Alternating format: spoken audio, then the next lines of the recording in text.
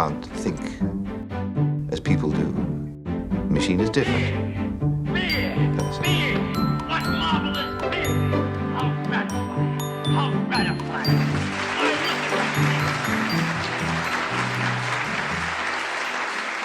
How are y'all doing tonight? Good? Good. Great.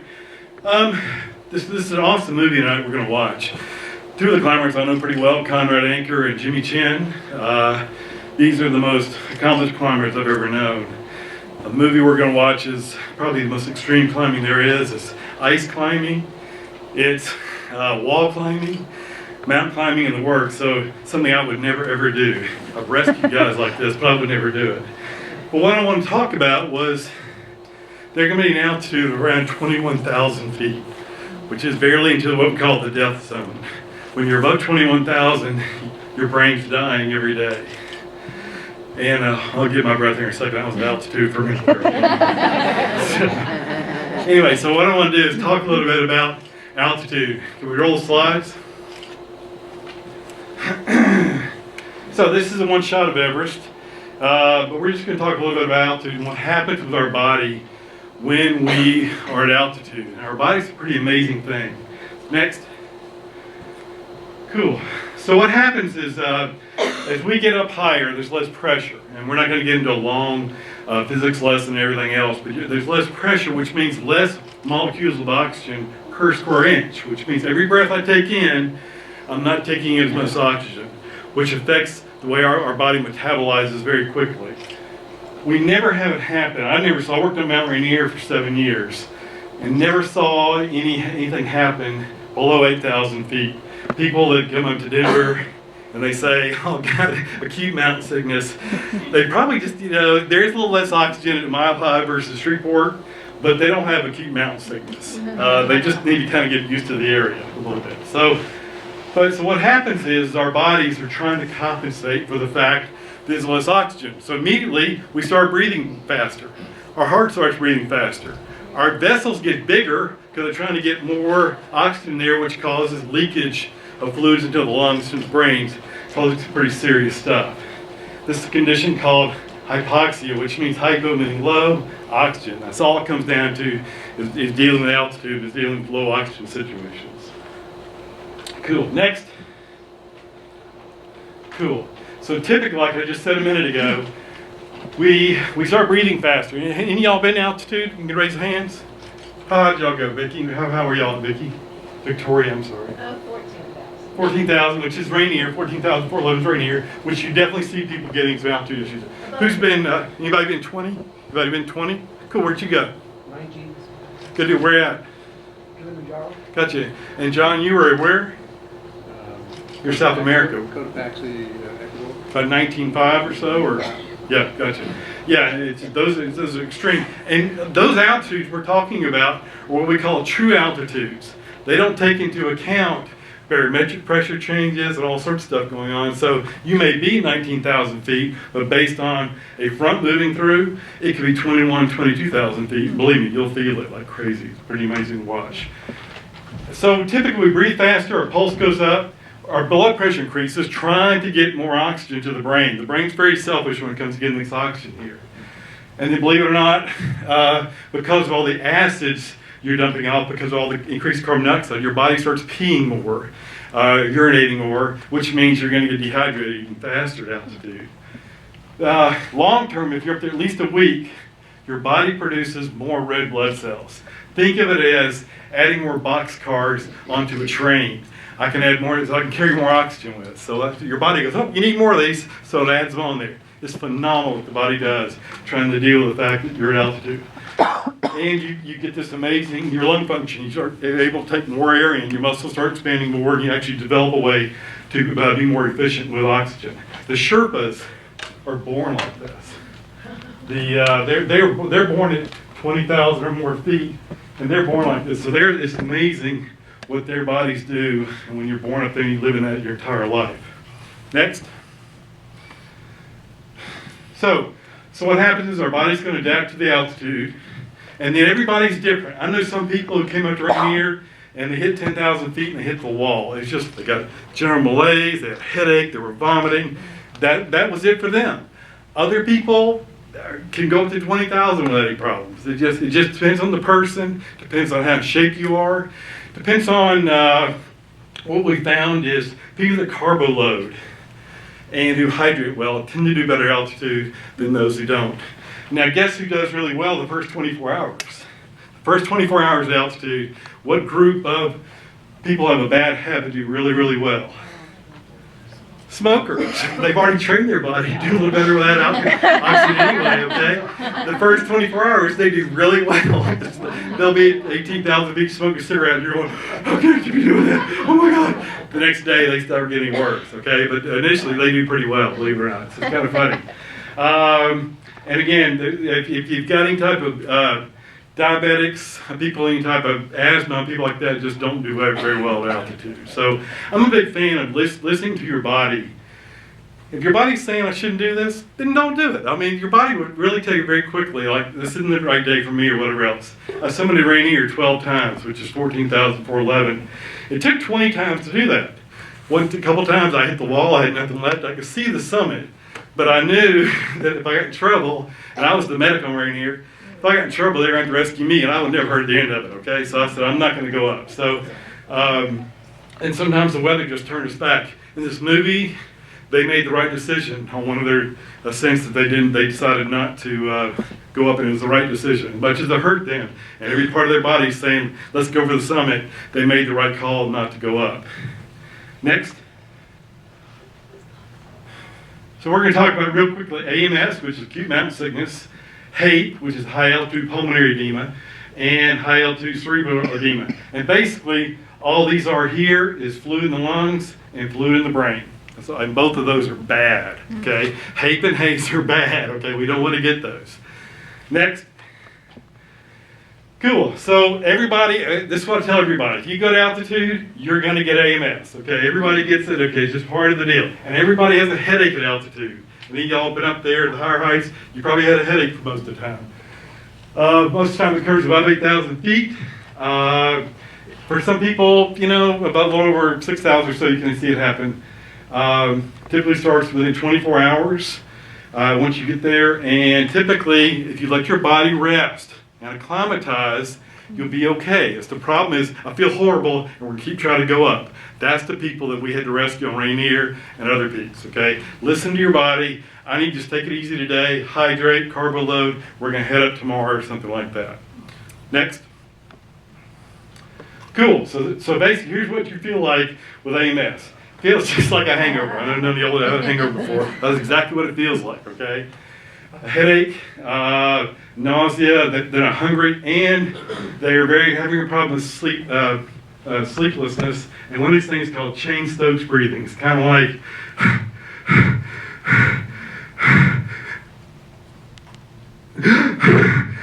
just while they're sleeping, okay? And so most people aren't sleeping very well when they have these sleep apnea effects during when you're at altitude like that. And there's just this general malaise with folks with AMS. They just don't feel good. I feel like horrible. It feels like maybe early signs of the flu or something. Just listen to your body and acclimatize, and you'll be fine. Cool. That was interesting. Next. Cool. So here's how we treat this. Don't go up until your signs and symptoms go down. Until you start feeling better, then we start going up. It could be a day or whatever else. Like with Everest. John, how long does it take do they normally take to climb Everest? Starting from base to all the way up? 6 weeks. About 6 weeks. And most of that time is spent sitting around waiting for your body to acclimatize and make more red blood cells and get used to that area. I know Denali takes 6 weeks to get up it. Just basically most of the time is spent acclimatizing. Rainier, you can be up and down in 24 hours. And that's what they all tried to do is get up and down on the window so nobody had any signs or symptoms, which worked out pretty well. Over-the-counter meds are fine. Give them ibuprofen. They're always fine for a headache. Diamox is a brand name for a drug called acetazolamide, which is basically a diuretic. I mean, so if they get fluid in their lungs or they're starting to get fluid in their brains, give them something that makes them pee off the extra fluids, and they tend to get a little bit better. Some groups will have O2 with them, kind of help your body reset. And if there's no mental status changes or respiratory distress, just sit there and rest that day. But if they're having respiratory distress or they're not knowing who they are, or they're doing weird things, get them down fast. It's amazing what just 1,000 feet will do in terms of getting somebody better. We had a guy right here, 13,000 feet, was doing a thing called paradoxical undressing. He thought he was hot. He was ripping all his clothes off. He was naked. And my buddy and I were going, I'm not going to tackle him. I'm not going to tackle him either. Right? So it was kind of an interesting situation. But he had a combination of hypothermia and altitude sickness, and he was not in his right mind. So, but just the key is listen to your body, and that's what I try to tell everybody in any type of extreme situations. Next. So the golden rules. Basically, it's okay to get it because you don't know what your body's going to do when you get up there. AMS again is acute mountain sickness. It's not okay to die from it, okay? The people that die from it are people who continue to push themselves or try to go higher while they got the signs and symptoms. Everything's AMS until proven otherwise. So if they got a headache, I'm going to treat it like it's acute mountain sickness until proven otherwise. Okay, we're going to take it easy and go from there with it. Again, like I said earlier, and I sound like a broken record, never ascend with any AMS symptoms. If you're getting worse, go down. Get them down fast. That's the only thing. I mean, it's amazing. I've seen people go from going really bad and get them 1,000 feet down, and they're fine. Life is good again. It's amazing what 1,000 feet can do if you can get them down. And we never leave somebody alone. They could get worse overnight to where it could get really bad and they could die. So we don't ever leave them alone. We sleep in the same tent with them or something like that. That's kind of the golden rules of AMS. That's kind of the serious stuff. I don't know. Normally I'll spend kind of 3-4 hours talking to my altitude folks about this and going over all the physiology and the chemistry of what goes on when we are at altitude. But if you're specifically going to the Himalayas, there are some things to kind of watch out for. One of those is, next. Oh, sorry, wrong one. Again, okay, sorry, let me back out. Okay, so, no, go back where you're good. So these are kind of how we prevented all this. Is once you get above 10,000 feet, only go up 1 to 10,000 feet per day. That gives your body time to kind of acclimatize. Have a rest day every 3,000 feet. Don't go higher with any signs or symptoms. Any problems, go down. That's no debate. That's a no-brainer. If anybody's having any real problems, go down. Carry high and sleep low. We'll typically carry a lot of our gear up, 1,000, 1,500 feet up, and then we'll sleep down low again and kind of let our body get introduced to a high altitude, but then we come down and sleep at a lower level and we do better. Obviously, drinking at altitude is not a good idea, okay? What we found out, I was at a camp in Antarctica called AGAP, which is Antarctica's Gamburtsev province. We were at 12,000 feet for 12 weeks. One beer was like having a 12-pack. It was unbelievable. And we were on a drug called Diamox, which makes all beer taste horrible anyway. So just trying to get that one beer down was horrible. But because there's not enough oxygen to help process the alcohol, it went straight to your brain. It was just crazy what happened. So avoid alcohol typically. Stay hydrated, well-fed, light exercise, obviously, and watch your signs and symptoms. Listen to your body and what's going on with it. And then there are certain prophylactic medications. Some people start taking Diamox before they go. Other people are prone to have brain swelling. Will take a drug called Decadron before they go. But to me, if I got to take these drugs to climb, maybe this isn't my sport. I just, I don't know. If I'm taking these drugs, that's just me, okay? Kind of go from there. Now, so if you go to Himalayas, there's things to watch out for. Next, watch out for this guy, okay? So gotta watch out for this guy. He can, there's always, there's books on this, there's all sorts of stuff. I have no idea. My climber buddies don't even talk about it. They think it's a joke. So anyway, next thing. Don't just look at your GPS. This is an actual picture, okay? This is what their GPS said. And the guy said, why don't you take the trail above that? I said, okay, good idea. So get see what the locals are saying up there, and they're very good. Nepal and those places like that are very tourist oriented. So they're willing to help you out and tell you the safe and right things to do, rather than, no, I've got my GPS, I'll do this. Only men would do that, okay, so whatever. So, next. Get a Sherpa. Okay, these guys can carry at least their weight. They're unbelievable what they can carry. And they were born in altitude, so their bodies react like ours never thought about doing. So it's amazing what they can do. They went on strike a few years ago because typically it's $60,000 to climb Everest. That's what it cost. And the Sherpas were only getting hundreds of dollars of that. So they kind of went on strike and trying to hold out for a little bit bigger piece of the pie, which I think is fair. Nepal is based on tourism, so this is one of the things that is a pretty big deal up there. But now with the recent earthquake, and the reason I'm going to be going up there next late February and March is we're going to open up a clinic. And the cholera and a bunch of injuries have happened.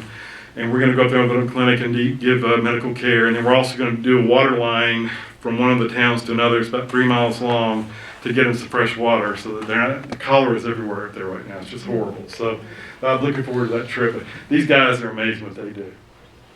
And next, know your limitations. I can't tell you guys as a medic on Mount Rainier and also in Glacier National Park, the times that people just known here's what I can do, and here, they weren't listening to their body or whatever else is the reason why I had to rescue them. Okay? It's important to know your limitations. I'm not saying don't push your limitations. I'm not saying go for the peak. Go for it. But no, you know what? I've hit the wall. I can't do it anymore.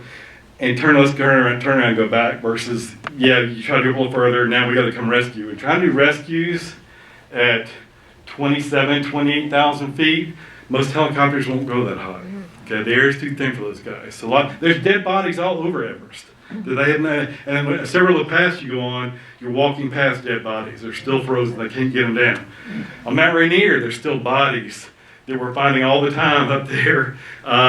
Somebody disappeared 10 years ago. Well, the way the glaciers are retreating, now there's like an arm sticking out, and that's the guy who disappeared 10 years ago snowboarding or whatever else, and in the wrong place where he shouldn't have been, places like that. So just know your limitations and do your research before you go on those. So, and that's really all I wanted to show y'all and talk to y'all about, just a real basic preliminary thing. What these guys did in this movie was, turn this off. What they did was they're dealing with altitude, okay, and up to 21.5 or so, but they're also dealing -20, -30 degree weather. So not only are they dealing with low oxygen, now they're dealing with extreme cold. So they got hypothermia stuff going on, they've got high altitude stuff going on, and they're exerting themselves off the scale in terms of the wall climbing, the ice climbing they're doing. But these are 3 Class Act climbers, and it's really a good movie. I like the way it's done. It's gets into the psychology of climbers. This also gets into their obsession, their loyalty, and also their devotion to one another. You got to trust the guy who's on the same rope as you, or you're a dead person. So it's kind of interesting how that all works. So that's normally I just gave you on 20 minutes what we normally cover in 4 to 6 hours for high altitude. But are there any questions about altitude or Everest or any of these guys at all? Yes, ma'am. Well, I saw Everest last week, and I was surprised when I saw the movie that at night they were drinking a lot. Was that just for the movie, or was that true? Did that happen? Climbers tend to drink a lot. Excuse me, I'll have a drink. So, they tend to drink a lot. It's part of it's the sleeplessness problem. I think that's going to help with it, which actually makes it worse. yeah. And they're sitting around doing nothing. I mean, you're sitting around doing nothing. So that was true. They really were drinking. They were. Okay. But did that really play effect on what happened at Everest? Everest was and there's been several books written on this. What I found in most mountain climbing accidents and outdoor wilderness mass casualty incidents, it was never one decision. It was typically 1, 2, 3, 4. It was just like this cataclysmic effect. Why everything happened. Same thing with Everest. There were several bad decisions made about should they gone up, did they stay up too long, everything else, and it just kind of built on each other. Then you had that horrible aftermath that happened in that event in Everest back in the 80s. But yeah, I haven't seen the movie yet, but I've read the book. And so, yes. I'm just curious about the list of things to do to help. I guess traditionally coca leaves. Is that a myth that people would chew, like Sherpas and Naves would chew? Yeah, and think about it, the coca leaves, and I believe they're a vasoconstrictor. I'm almost positive that's where cocaine comes from, believe it or not, also as vasoconstrictor, which actually could hinder it. There's been a lot of talk about things to take. Ginkgo is a Ginkgo biloba, or how you pronounce that herb. That became the hot topic for a lot of years to climb. Oh yeah, take ginkgo. Well, they proved it didn't do anything, you know? And now we got guys taking Viagra before they climb. So I don't know. I just, go figure, But there is some truth to that. Probably what we found out was Viagra, let me be really tactful about this. It is a site-specific vasodilator, but it also vasodilates the pulmonary artery, which may cut down on some of the leakage into the lungs. And so, believe it or not, there is a chance Viagra might, Pfizer's hoping that this will be another wonder drug for everything, from mountain climbing to whatever else, So, but they've done a lot of research on it. But the best thing we found, and from all my climbing buddies, is they love to carbo load and they love to hydrate. Literally all the time, because between the cold and the altitude, they're having to urinate a lot. But they just found it better if they're hydrating really, really well. So that's the stuff. That's the latest stuff that I know about. Yes, Vicki. Yes, I have 2 questions. The first one is kind of a medical question. In the category of being the worst aunt ever, we brought my nephew snow skiing. It was early season, so we were above tree line, and he got altitude sickness. So we just brought him back down to the thing. Anyway, when we came back to find him, he had been throwing up what looked like blueberries. What is that? Say it. Blue what? It looked like he was throwing up blueberries. Wow. Is that common, or? Had he eaten blueberries? Well, no, it looked like a pile of blue bubbles. Wow. Okay, so that. If you said greenish color, I would kind of say bile, but it doesn't. I'm not sure, Vicki. I have no idea. So the second question is, how do you know the 2 climbers in this film? I met Jimmy on Mount Rainier. Jimmy Chin is one of the climbers. He's my kind of climber. I like all these 3 climbers, but Jimmy is a very low-key, quiet, kind of there to do business kind of climber. Conrad, I met him on Mount Vincent in Antarctica. Conrad has done all the 7 summits of the world. He is the he-man of mountain climbing. A little more boisterous, a little more out there, but he's also able to back up, he can walk the talk or talk the walk, whatever else. He does what he wants to. But I met him on Mount Vincent. We were at the base camp. I was the medic down there, and he came up and he did Mount Vincent in Antarctica by himself, solo. Didn't take a team up or anything. So he's a pretty accomplished climber. Renan, the young guy who's there, Conrad and Jimmy are his mentor. He's a young guy, but he's a very, very accomplished young climber also. So, but they're class acts, and I don't even begin to approach what those guys did. I just did the rescue stuff, so it's all worked out. Other questions? We all good? Cool. Well, being said, I think we're good to go. So the photography in this movie is amazing, and hope you enjoy it. And like I said, this has a happy ending. That's all I'm going to say about it. No bad ending.